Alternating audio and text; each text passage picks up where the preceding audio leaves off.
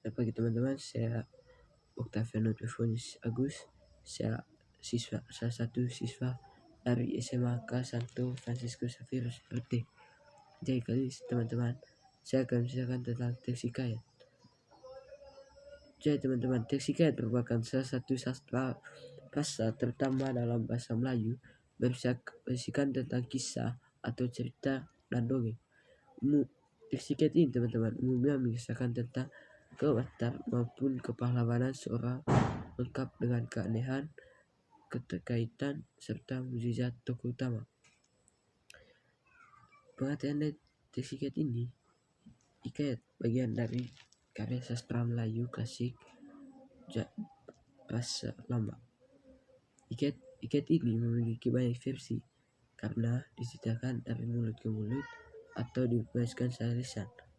Ciri utama bahasa yang digunakan dalam teks hikayat menggunakan bahasa Melayu kuno dan konjungsi. Ciri hikayat ini teman-teman ada banyak. Yang pertama, anonim.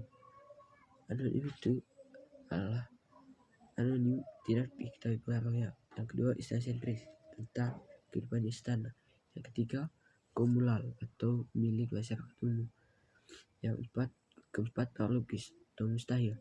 Kelima, statis, tidak dapat mengalami perubahan. Yang keenam, tradisional, meneruskan budaya atau tradisi.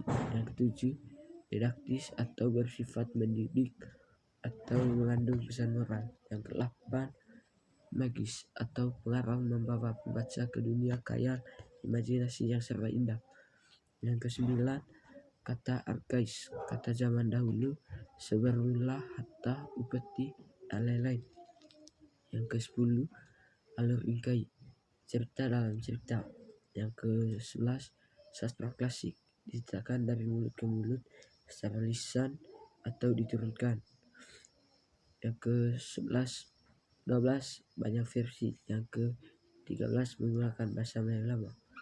Jadi teman-teman, teks hikayat ini juga memiliki fungsi, di antara lain membangkit semangat, menghibur, pelupuk lara, dan hiburan. Konjungsi atau fasa kata sambung adalah kata atau ungkapan yang menghubungkan kata, fasa, klausa, kalimat, atau paragraf. Konjungsi antar frasa kolektif. Konjungsi kolektif digunakan untuk menggabungkan dua kata, fasa, klausa yang memiliki status konjungsi setara.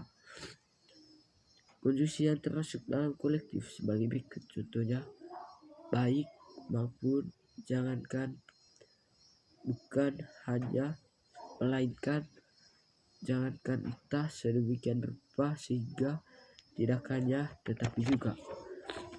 Bermanfaat dengan konjungsi korelatif. Konjungsi subordinatif menghubungkan kata, frasa, klausa yang memiliki status konjungsi bertingkat. Konjungsi subordinatif meliputi hubungan. Yang pertama, hubungan dan konjungsi. Hubungannya pengandaian, konjungsinya andaikan, sekitarnya, seandainya. Yang kedua, hubungannya itu syarat, konjungsinya jika, kalau, asalkan, bila.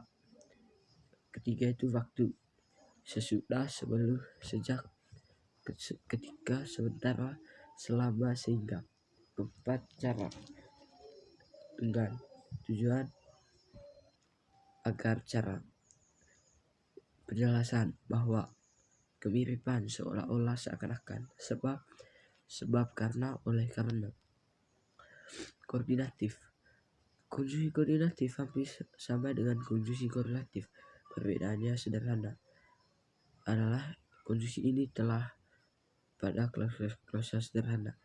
Kata hubung yang termasuk di dalam konjungsi koordinatif meliputi dan, tetapi, atau. Konjungsi antar kalimat. Satu kalimat dapat dihubungkan dengan kalimat yang lain menggunakan konjungsi kalimat meliputi konjungsinya. Dengan demikian akibatnya, maknanya, konsekuensi atau akibat. Seberapanya, sesungguhnya, bahwasanya, maknanya, keadaan sebelumnya. Yang ketiga itu kemudian selanjutnya setelah itu, maknanya kebalikan keadaan sebelumnya. Yang keempat, malahan bahkan tak hanya itu, akan tetapi sayangnya, namun biarpun begitu, meskipun demikian, walaupun demikian, maknanya itu menunjukkan keadaan. Yang keempat tuh konjungsi atau paragraf. Analisislah dengan dua konjungsi di atas.